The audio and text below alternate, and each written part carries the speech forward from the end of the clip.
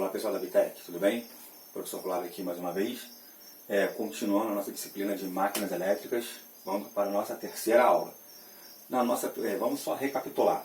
Na nossa primeira aula, nós falamos sobre os transformadores, as relações das bobinas dos transformadores, nós falamos sobre as relações de transformação entre tensão e corrente, entre tensão e bobina. Na nossa segunda aula, nós fizemos alguns exercícios sobre essas transformações e nós falamos sobre fasores. E aí, lá na disciplina de fasores, eu falei com vocês sobre o vetor gerante que gera uma onda. Sendo que, na nossa aula de física básica, lá do comecinho do ano, nós não falamos sobre ondas. E para quem já esqueceu do ensino médio, então nessa terceira aula, vamos só falar um pouquinho sobre ondas, para a gente poder voltar lá no fasores, naquela parte de tensão de pico a pico, que é o VPP que aparece lá no material de vocês. Então vamos relembrar na física lá no ensino médio. O que é uma onda? Uma onda é uma perturbação que ela pode ser mecânica ou eletromagnética. A função da onda ela é transportar energia, somente isso. Uma onda ela transporta energia. Que tipo de energia? Pode ser uma energia mecânica, energia vibracional. No nosso caso, energia elétrica que essa onda vai transportar. Onda, ela pode ser mecânica ou eletromagnética, no material que eu vou mandar para vocês, que acompanha essa aula, sendo que vamos focar somente na onda eletromagnética, que é o foco do nosso curso, porque eletrotécnica é automação. Então, vamos entender aqui, eu tenho uma perturbação de uma onda. Eu tive aqui alguma variação que me levou a ter uma elevação, eu desci, e continuaria. E aí, vamos entender agora as partes dessa onda. O pico mais alto da minha onda, olha o nome que eu estou falando, pico, na nossa disciplina, o pico da onda. Para a gente começar a associar na nossa aula 2 e na nossa aula 4, eu já vou poder chamar isso aqui, na eletricidade, de VP, a minha tensão de pico. Na onda, dentro da física básica, isso aqui é a crista da onda. Então vocês podem associar a crista de uma onda com a tensão de pico. Consequentemente, se a minha onda ela parte do zero. Se eu chego aqui no valor máximo de tensão de pico, eu tenho uma coisa aqui chamada amplitude. Então, quem estuda, está estudando agora o técnico, e se Deus quiser, vocês vão depois estar cursando uma engenharia qualquer, quando vocês estiverem nessa disciplina, quando você ouvir falar amplitude da onda, você já pode fazer a associação. A amplitude da onda vai gerar o quê? Vai gerar o ponto máximo dela. Então vai ser a nossa tensão de pico. Tá? Outra parte da nossa onda, o que é? Aqui embaixo é o vale. Aqui em cima é crista e embaixo é vale. Só que aqui no vale eu também vou ter um VP.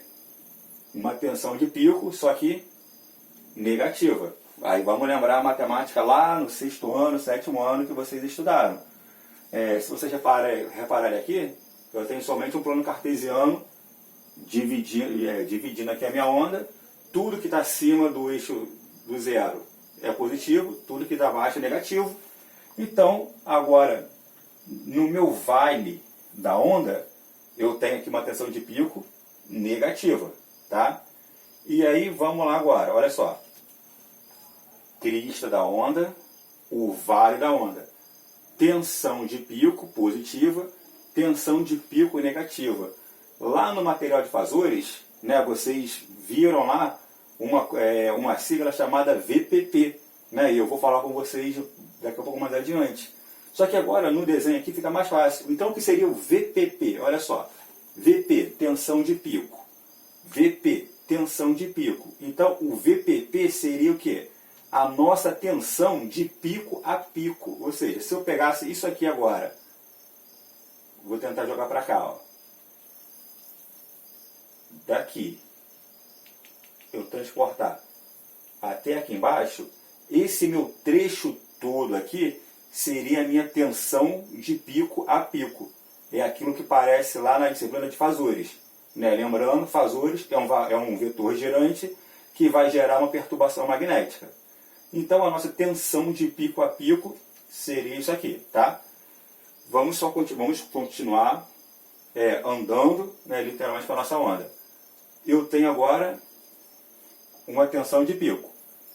Eu tive depois uma segunda tensão de pico. O que aconteceu aqui agora? Eu tenho aqui um pico e outro pico. A distância entre um pico e outro pico eu chamo de uma letra grega chamada lambda, que significa o comprimento de uma onda. Então, em física, quem lembra lá do ensino médio? Se você lembrar, o comprimento da onda é lambda. A gente trazendo agora a física lá do ensino médio para o curso técnico, o comprimento da onda, ela vai ser agora a nossa variação do pico. Eu tive aqui uma primeira tensão de pico, uma segunda tensão de pico. Então agora eu tenho o comprimento, beleza? Então o comprimento, o que é? É a distância, ou seja, o intervalo entre duas tensões de pico. Lá para a quarta ou quinta aula, eu vou falar sobre isso, mas vamos só adiantar a gente aqui agora. O que seria isso aqui? Uma tensão de pico, depois uma outra tensão de pico. Eu acredito que todos vocês, aqui na sala de aula, na casa de vocês, no trabalho, não importa onde, vocês já presenciaram, teve uma queda repentina de luz, mas logo na sequência a luz voltou, só que depois ela caiu e voltou de novo. E todos vocês reparam que quando sempre a gente tem uma queda de energia, tem uma queda. Quando volta com uma intensidade luminosa muito forte. O que volta? Com uma tensão de pico. Nós temos a nossa tensão eficaz, que eu vou falar daqui a pouco com vocês, na segunda parte da aula. Eu tenho a minha tensão de pico. Exemplo, na nossa casa, nossa residência, a nossa tensão eficaz, o que é? É o 127 volts, 110, é o que popularmente 110, tecnicamente 127. Popularmente 110 ou 127 volts, tecnicamente 127 volts RMS, tá? Que significa a nossa tensão eficaz. Gravem esse nome, tensão eficaz. Então, se você, na curiosidade, se você já tiver um multímetro na sua casa, e quando tiver uma queda de energia, coloca o multímetro na sua tomada. Você vai verificar que quando a energia ela voltar, o seu multímetro ele vai chegar a 170, 180 volts. É nisso que alguns aparelhos, que se não tiver uma fonte retificadora, acaba queimando muito aparelho eletrônico. Tá? Então, essa é a nossa tensão de pico. Se eu tive uma queda de energia, caiu, voltou, foi lá em cima, caiu de novo, eu tive uma tensão de pico negativa, mas depois voltou de novo, ou seja, o meu intervalo entre duas tensões de pico é o meu lambda, que eu posso chamar de comprimento da onda, tá? E aí o comprimento da onda, que é o lambda, ele varia de onde? Se eu quiser calcular isso aqui, se eu quero saber o intervalo, que intervalo é esse entre duas tensões de pico? Lá na física do ensino médio, tem uma formulazinha que diz pra gente uma coisa, que a velocidade da onda, ela é igual ao comprimento dela, lambda, multiplicado pela frequência. Eu vou falar já o que é frequência lá. Eu, invertendo aqui os valores, eu quero saber quem é o comprimento da onda, a frequência está multiplicando e volta dividindo. O comprimento da onda vai ser a velocidade de propagação dela dividido pela frequência. Velocidade, nossa aula de física lá, aula número 2, número 3 do início do ano. Velocidade, metros por segundo, frequência, RPS ou Hertz, beleza? E agora vamos lá uma coisa que vai pegar um pouquinho para vocês, para entenderem isso aqui. Se vocês repararem, eu comecei aqui no zero.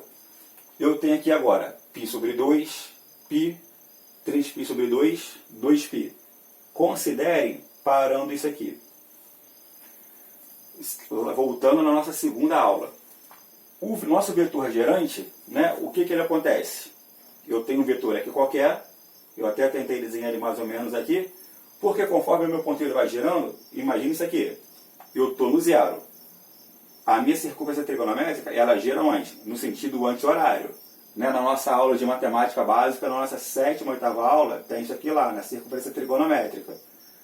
Quando eu começo a gerar o meu vetor, eu começo a formar um ângulo θ aqui qualquer. Conforme o meu vetor vai subindo, olha só, eu estou gerando uma onda. Quando o meu vetor chega aqui em cima, no 90 graus, ou seja, no π sobre 2, eu tenho aqui ó, a minha tensão máxima, então eu tenho aqui o π sobre 2. Agora, o meu vetor está descendo. Se ele está descendo, minha onda está descendo, até ele chegar do lado de cá. Ele chegou no π, ou seja, chegou no zero novamente. Tá, ó. Ele saiu aqui do zero, só que agora ele parou aqui. Beleza? Então parou no zero novamente. O meu vetor continua girando, continua girando, continua girando. Agora ele parou embaixo, o 270 graus na circunferência, o 3π sobre 2 é o 3π sobre 2. Ó. É o valorzinho aqui embaixo. Ó. Eu puxei a minha pontilhada bem aqui. Continua girando, uma volta completa, 2π. Então vamos lá. Uma volta completa na circunferência trigonométrica, eu tenho 2π voltas ou 360 graus. Certo? Vocês devem lembrar isso aí lá no 8º, 9º ano. Uma circunferência possui 360 graus, ela possui 4 quadrantes, cada quadrante possui 90 graus, primeiro quadrante 0 a 90, segundo quadrante 91 a 180, terceiro quadrante 181 a 270, quarto quadrante 271 a 360. Formou uma volta completa, 2π. Agora, então, o que eu posso entender disso aqui? Ó? Eu parti do zero, parei no 2π. Eu tive um movimento completo. Eu tive um ponto máximo, voltei no zero, tive um ponto mínimo, voltei no zero. Isso aqui é um ciclo completo.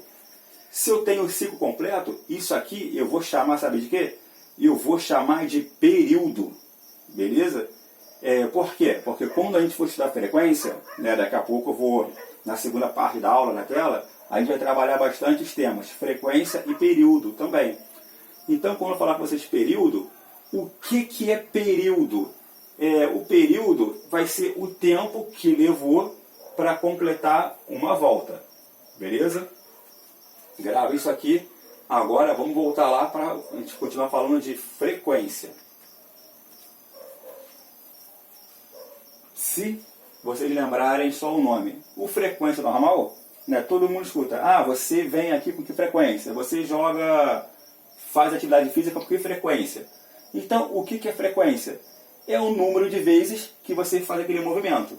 Então, a gente falando agora do nosso vetor girante, falando de elétrica, a frequência de uma tensão elétrica, da corrente elétrica, a frequência da energia elétrica em geral, o que é a frequência? A frequência é o tempo que ela leva para poder completar o ciclo em um determinado tempo. Tá? Então, a frequência, né, aí vamos lá, professor, você fala ciclo, giro, circunferência trigonométrica, por que isso? A nossa disciplina é máquinas elétricas. Certamente, lá no começo do curso, não foi comigo, foi com outro professor, vocês tiveram uma disciplina lá chamada Fundamentos da Eletrotécnica, e lá em Fundamentos da Eletrotécnica, vocês viram lá o princípio de geração de energia elétrica de corrente alternada. Como que acontece a corrente alternada? Normalmente, em uma usina hidrelétrica, na maioria das vezes, né, nós temos lá a queda d'água, que cai em uma turbina. Essa água tem uma queda alta, cai nessa turbina, faz essa turbina girar. Essa turbina passa a girar em alta velocidade. Dentro da turbina, nós possuímos aqui rotores, eixos, ímãs eletromagnéticos, que com esse giro da turbina, gera um campo eletromagnético aqui dentro, e com isso gera a nossa eletricidade em corrente alternada. Então, se essa turbina aqui está girando, e está gerando energia elétrica, a minha energia elétrica ela sai daqui como? Nesse sentido. Tá? Formando ondas. Então, por isso que sempre que eu estou falando aqui de frequência, eu falando de ciclo, falando de giro, o vetor gerante, é porque lá na disciplina de Fundamentos de Eletrotécnica, vocês aprenderam a parte de geração de energia, né? E agora a gente só está estudando tecnicamente aqui alguns valores e alguns conceitos que serão aplicados no dia a dia de vocês, dos técnicos eletrotécnicos e também dos técnicos de automação, principalmente se você for um técnico e se você for atuar em alguma concessionária de energia, ou Enel, ou Light, vocês vão trabalhar bastante com isso aqui. Até porque, por exemplo, uma função de um eletrotécnico, não só de uma concessionária de energia, mas também de alguma empresa que gerencia energia, vai ser o quê? Vai ser cuidar para que isso tudo aqui funcione sempre perfeitamente.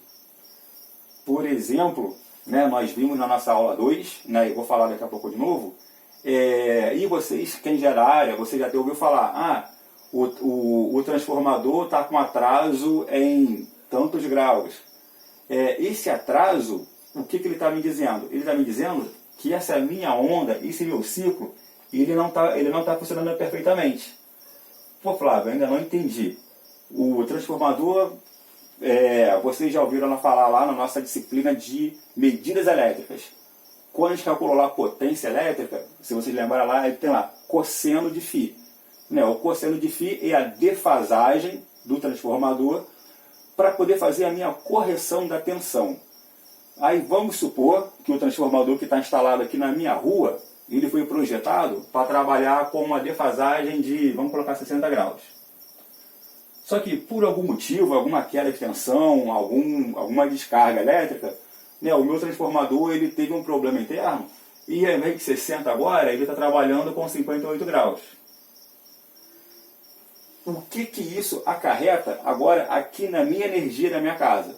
Vamos supor que o transformador com 60 graus, eu tenho uma tensão eficaz nas minhas tomadas de aproximadamente 122 volts. Agora, ele com 58 graus, eu vou ter um atraso na minha transmissão, na minha formação de ondas. A minha tensão eficaz aqui agora, ela vai estar trabalhando em mais ou menos 114, 115 volts. É pouca coisa? Aqui 122, 114, vai funcionar de qualquer forma. Só que agora, imagina uma indústria, onde nós temos equipamentos de alta precisão, né? Nós temos na parte de eletrônica e automação, alguns equipamentos que trabalham com 12 volts. E aí eu tive algum problema, caiu para 11.5, parou meu equipamento. Ou então, ao invés de 58, passou a trabalhar com 65. Então agora eu não vou ter 12 volts, vou ter 13. Queimou o aparelho. Tá? Então a gente precisa entender isso aqui para poder fazer sempre essa correção. E para fazer essa correção, você entendendo essa física aqui lá no ensino médio, ondas. Quem não viu nada, não lembra nada do ensino médio, qualquer livro do segundo ano do ensino médio, você vai estudar sobre ondas. Tá? Então, voltando a falar da frequência, vai ser o quê? Vai ser o número de voltas que eu vou completar um ciclo em um intervalo de tempo. E aí, se eu estou falando de giro, eu estou falando de RPM, de rotações por minuto. Então, o que é a frequência? Quantas voltas lá o meu cilindro ele vai dar em 1 minuto? Sendo que, voltando para a física agora, vocês já ouviram lá no segundo ano do ensino médio e também comigo no início do ano, uma coisa chamada SI, o Sistema Internacional de Unidades. No Sistema Internacional de Unidades, a nossa frequência, a gente chama ela de quê? Em Hertz. E até porque certamente, quem não é da área, quem está estudando eletrotécnica e eletricidade agora, certamente você já viu 60 Hz. É a nossa frequência aqui no Brasil da nossa energia elétrica. Se você tem a minha idade, ou mais, 40 anos ou mais, tem até uns 30, certamente vocês, quando ouviam rádio, né, que hoje em dia ninguém ouve mais rádio, a gente sintonizava lá uma estação AM. Uma estação AM, você colocava lá 83,3 MHz. Certamente vocês já ouviram falar isso. a sintonia da rádio. Ah, nós estamos trabalhando agora na frequência de 102,1 GHz, gigahertz. Estamos falando de frequência, tá? Então nós vamos ver na nossa quinta aula que mesmo frequência de rádio, né, a frequência de rádio, ela é uma onda eletromagnética. Então eu vou trabalhar na unidade Hertz. Focando na nossa terceira aula de agora, que é a energia elétrica, eu vou chamar de Hertz. Só que o Hertz eu posso chamar de RPS, rotações por segundo. Então, vamos lá. Lá na minha turbina, na minha usina, tá até na queda d'água aqui. Se ela deu 60 giros, beleza? 60 giros em 1 segundo, eu posso dizer que isso aqui, ó, é a mesma coisa que 60 Hz. Essa é a nossa frequência da nossa energia elétrica no Brasil. Na Europa eles trabalham com 50 Hz. Qual a diferença disso? De 50 Hz para 60 Hz. Uma melhor qualidade de energia. A qualidade de energia no Brasil ela é ruim por quê? Porque a nossa maior demanda de geração de energia elétrica ainda são as usinas hidrelétricas. Nós temos as termoelétricas, temos as nucleares, sendo que elas ainda não suprem toda a nossa necessidade de energia elétrica. Então, a gente precisa aumentar a nossa frequência, por quê? Porque nós não temos usinas hidrelétricas que atendam, de fato, todo o território brasileiro. Então, nós temos, hipoteticamente, imagina que isso aqui é o Brasil. Eu tenho uma hidrelétrica bem aqui. Só que eu tenho uma cidade aqui, a centenas de milhares de quilômetros de distância. Então, se a minha frequência de sair daqui com 50 Hz, o que eu vou ter? Eu vou ter uma perda muito grande. Por mais que eu vou ter lá as linhas de transmissão, eu vou ter várias subestações, vários transformadores, para poder elevar essa tensão para chegar nessa cidadezinha aqui. Mas se a minha frequência sair daqui com 50 Hz, né, eu vou ter uma defasagem muito grande. Então, por isso que aqui no Brasil, eleva-se para 60 Hz. Para quê? Para poder atender todo o território nacional. Beleza?